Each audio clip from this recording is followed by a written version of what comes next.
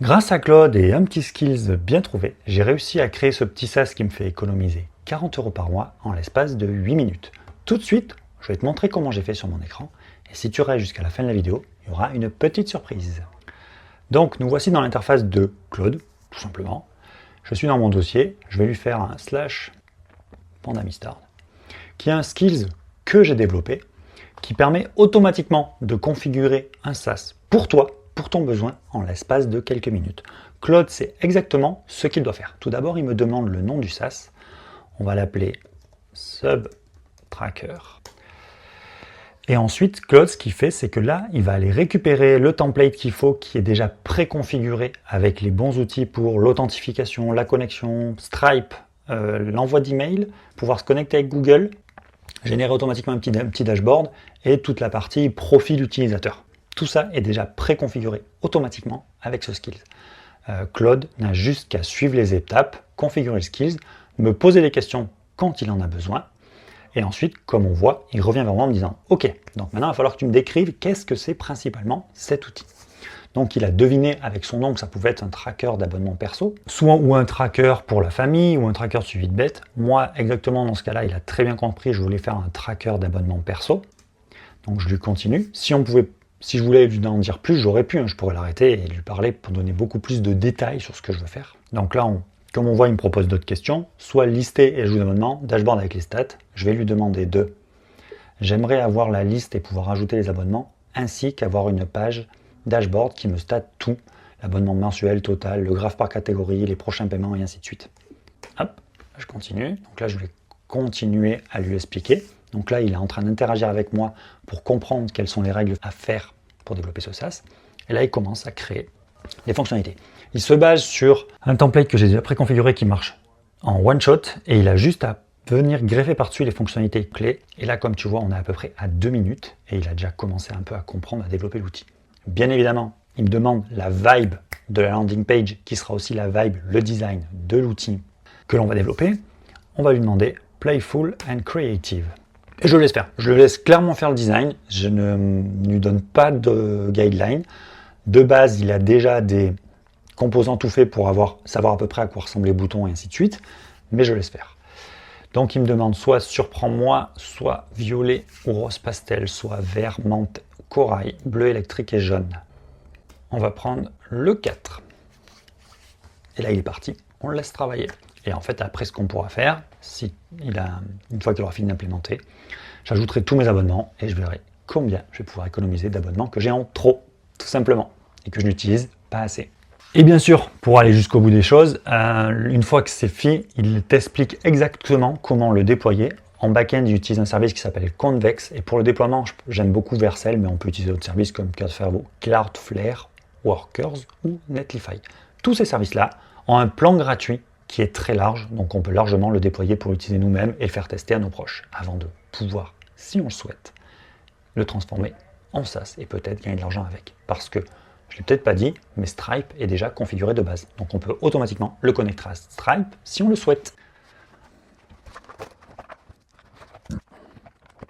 Une petite minute, en attendant la fin de l'exécution de Claude, si tu souhaites pouvoir récupérer ce skills et bien d'autres, premier lien en description ou alors flash le QR code qui apparaît à l'écran. Tout de suite, retour voir Claude où il en est. Donc comme on voit, il en est à 8 minutes 22. Il est en train de finir de scaffolder la feature subscription. Il met à jour le fichier claude.md, on l'a vu passer. Là, il est en train de faire les petites modifs qui sont importantes.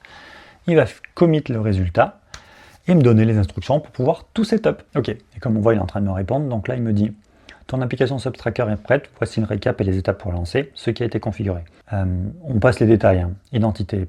Ce qui a été configuré, identité page avec le package, le nom, la langue, la palette de couleurs qu'on lui a choisie, le style, la landing page, que personnellement je n'utiliserai pas dans ce cas-là, mais ça permet pour un micro SaaS, feature et subscription, la fameuse feature qui nous intéresse. Le commit initial a été fait. Pour lancer l'app, en fait, ce qu'il faut faire, il faut que j'installe les dépendances en faisant cd subtracker npm install, que je démarre Convex dans un autre terminal, qui s'appelle NTS Convex Dev. Il va me demander de me connecter à Convex, qui est un compte gratuit. Ça créera le compte automatiquement et ça générera les variables qui m'intéressent. Ensuite, il va lancer l'application qui va s'ouvrir ici. Là, c'est optionnel si je veux pouvoir créer la connexion auto avec GitHub et Google. Ça, c'est si je fais Google et GitHub. Et optionnel aussi si je fais Stripe. Et ensuite, il y a un petit webhook.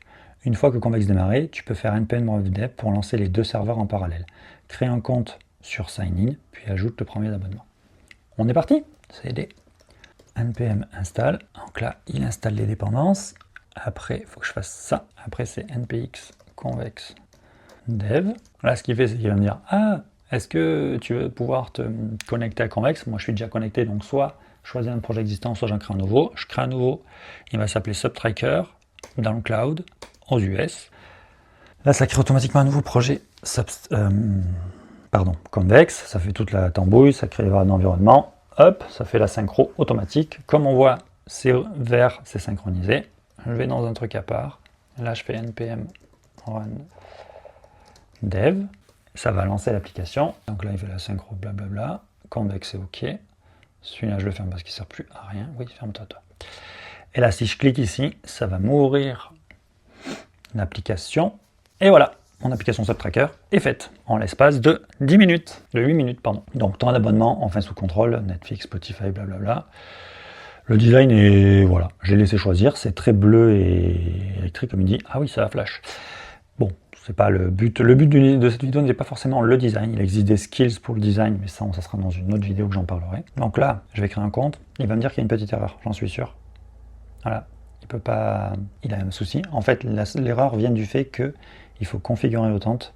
Pour cela, il faut taper ça. Je ne l'ai pas inventé, hein. J'ai demandé à Claude de me... Tu copies... Hop là, pardon. Tu copies le message d'erreur, tu demandes à Claude de t'aider à le corriger, et il va te dire, en fait, il faut générer une clé JWT pour se connecter. Tu as juste à taper ça, ça va automatiquement générer la clé. Oui, ça va automatiquement générer la clé dans Convex. Hop, là, il est en train, blablabla, voilà, elle a été générée, ça c'est fait. Maintenant, c'est bon. Donc là, il est en train de finir, il m'a dit, c'est bon, tu peux le faire. Et maintenant que c'est fait, je peux sign up. Et voilà, ça me connecte. Donc, voilà l'interface. Alors, nous avons un élément de vue ensemble, mode light et mode dark. Je préfère le dark quand même, le light qui fait mal aux yeux. Vue d'ensemble, là c'est mes abonnements, je n'en ai pas. Et paramètres, c'est les paramètres de mon compte, tout simplement, je peux le supprimer. Tu vois. Tout est déjà configuré, tout simplement. Donc maintenant, je vais sur la vue d'ensemble, j'ajoute un abonnement. J'ajoute un abonnement. Donc, on va avoir Netflix. Ah, ça fait 39 mensuel là. Le 12 mai. Tac. Ensuite, nous avons ChatGPT, 24 mensuel. Non, c'est pas du streaming, c'est la productivité. Donc, lui, son abonnement, c'est le 19. Voilà. Donc là, voilà tous mes abonnements que j'ai en tête. Je dois y en avoir d'autres, mais c'est pas le plus important. Et si je fais une vue d'ensemble, ça me cartographie tous mes abonnements. Et on sait que j'ai mon abonnement Netflix dans 10 jours, Claude dans 16 jours, ChatGPT dans 10 jours. J'ai 3 abonnements actifs. Total annuel coûte ça. Ma mensualité, c'est de ça. Et je suis à 38 € en productivité. Et ça me permet aussi de tout de suite voir, ah bah, cet abonnement-là, il est en trop. Tac, je le peux le cut. On revient. Et là, c'est cut. Et on a fait ça en l'espace de 10 minutes. Et voilà, j'espère que cette présentation t'a plu. Ce skill, je l'ai créé pour ma formation dédiée qui permet de t'apprendre à créer principalement ce genre de skills, mais pour aller, tu peux aller encore plus loin que ça. Ça, c'est un skills pas hyper poussé, tu peux aller beaucoup plus loin. Si tu souhaites récupérer ce skills gratuitement, mais pas que, premier lien en description. Et si tu veux apprendre à en créer, le lien de la formation est juste en dessous. Sur ce, tchuss tout le monde.